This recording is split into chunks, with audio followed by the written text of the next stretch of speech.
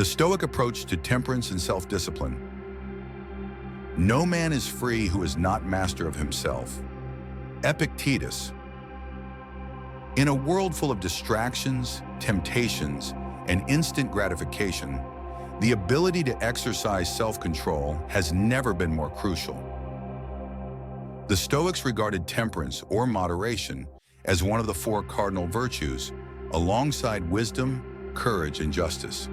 They believed that true freedom comes not from indulging every desire, but from mastering them. Yet self-discipline is not about deprivation. It is about balance, about knowing what to embrace and what to resist.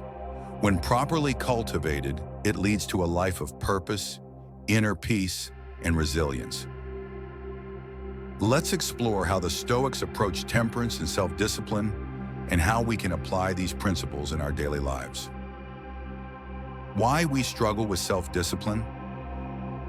Imagine a young Roman nobleman named Lucius. Born into wealth, he has every luxury at his fingertips: sumptuous feasts, endless entertainment, and servants catering to his every whim. His father, a respected senator, urges him to study philosophy to build his mind and character, but Lucius finds it dull. Why deny himself pleasure when he could indulge in the finest foods, the most lavish parties, and the easiest path in life? One day, Lucius visits a Stoic philosopher, a man who lives simply despite having access to wealth and power. He asks, "Why do you deny yourself comfort? Why choose hardship when pleasure is within reach?" The philosopher smiles and replies, "Because what is easy is rarely what is good. Comfort softens the soul. Discipline strengthens it." Lucius scoffs at this idea until one day his father is disgraced in the Senate, his family's fortune collapses, and suddenly the comforts he relied on are gone. Stripped of luxury, he finds himself unprepared for hardship. Without discipline, he is lost. This is our struggle too.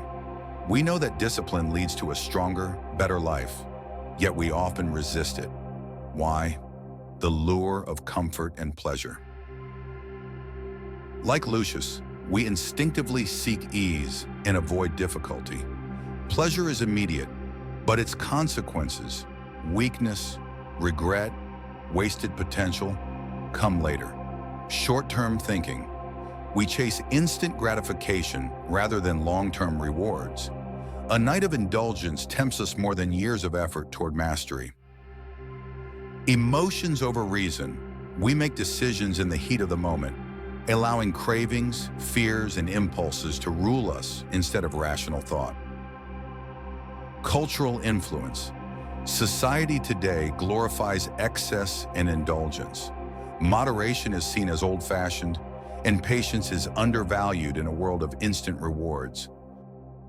But the Stoics knew that true strength is not found in indulgence. It is found in self-mastery. And just like Lucius had to learn through hardship, we too must train ourselves in discipline before life forces it upon us. The Stoic perspective on temperance and self-discipline. Mastering desires. You own them. They don't own you. In a bustling Roman marketplace, a wealthy merchant named Gaius walks past a beggar. The man is ragged, barefoot, and yet strangely at peace. Curious, Gaius asks, "How can you be so calm when you have nothing?" The beggar smiles. "I have everything I need." Gaius scoffs. He himself is never satisfied, always craving more gold, more food, more praise. And yet, despite his wealth, he is restless. That night he lies awake, haunted by the beggar's words. He begins to see the truth. He is not the owner of his desires. They owe him. Epictetus taught that external things, money, food, praise, are neither good nor bad. What matters is how we respond to them. If we let cravings dictate our actions, we become slaves to them. Exercise. The next time you crave something, junk food, social media, unnecessary spending, pause. Ask yourself, do I control this desire or does it control me? Practicing voluntary hardship. Imagine a young nobleman named Lucilius. He has grown up in luxury, never knowing hunger, cold, or discomfort.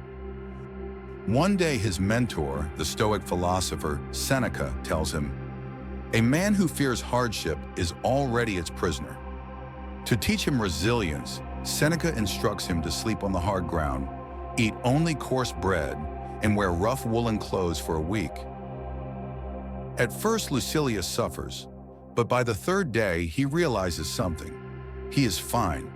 He does not need silk cushions or lavish feasts to survive. Seneca's lesson is clear. We suffer more in our minds than in reality. By practicing discomfort, we prove to ourselves that we can endure it. Example: many successful people, from ancient philosophers to modern entrepreneurs, practice self-denial to build mental toughness. Exercise. Choose something to go without for a week. Your favorite food, social media, or warm showers.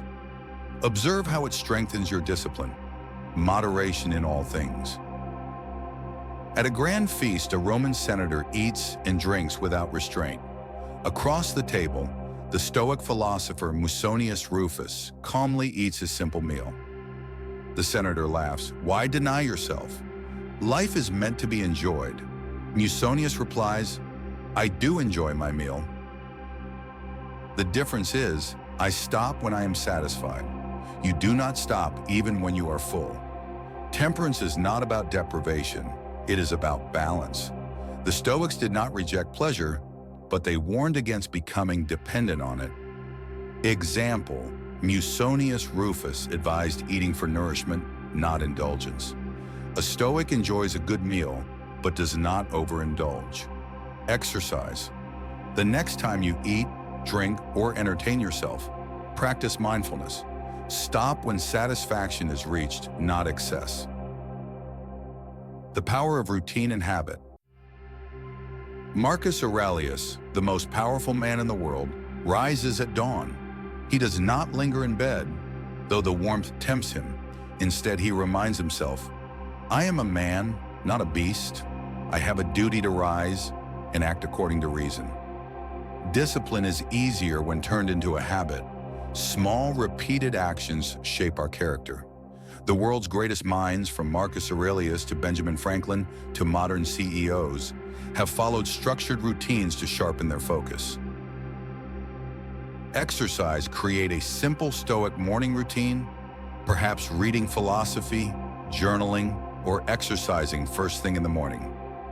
Emotion versus reason. Who is in charge? A man stands before a golden bracelet at the market. He has no need for it, yet something inside him whispers, "Buy it. You deserve it." A Stoic, however, does not act on impulse but on principle.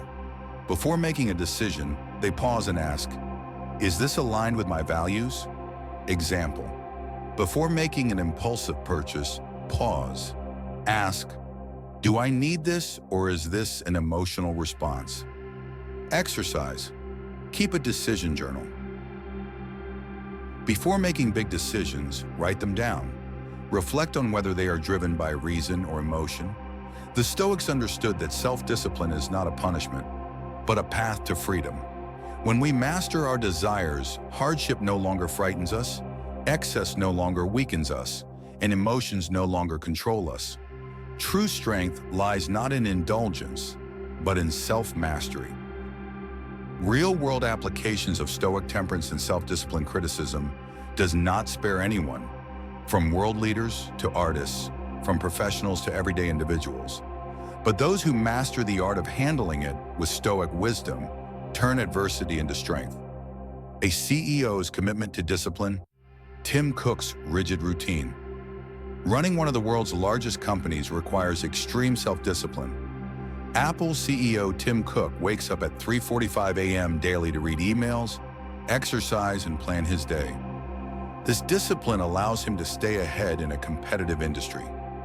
Lesson: great achievements come from structured discipline, not random bursts of effort.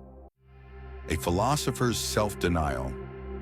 Socrates walking, Barefoot in winter. Socrates was known to walk barefoot in the snow, while his students wore heavy coats. When asked why, he replied, "I am training myself to be satisfied with less." Lesson: by practicing hardship, we learn to function under discomfort and remain unshaken. A soldier's mental toughness. The Spartan discipline. Spartan warriors were known for their discipline, training in extreme conditions without complaint. Their strict regimen made them one of history's most formidable forces. Lesson: strength comes not from comfort, but from rigorous training and self-denial. The power of self-discipline in everyday life. When we master our desires, we gain freedom from impulse and regret. When we practice voluntary hardship, we become stronger in adversity. When we follow disciplined routines, we achieve more with less effort. When we moderate pleasures, we enjoy them without dependency. When we act with reason, we stay true to our values. Final words of Stoic wisdom. Marcus Aurelius: you have power over your mind, not outside events. Realize this, and you will find strength. Epictetus: if you wish to be free, do not desire anything that depends on another. Seneca: most powerful is he who has himself in his own power. Conclusion: self-discipline is not a restriction. It is the path to true freedom. The more we control our desires, habits, and impulses, the more we control our destiny. Most people live at the mercy of their cravings, reacting rather than choosing. But a Stoic chooses. They choose temperance over excess, self-mastery over indulgence, and wisdom over impulse. The next time you feel tempted by comfort, ask yourself, am I controlling this, or is it controlling me? That single question can be the first step toward a more disciplined, fulfilling life.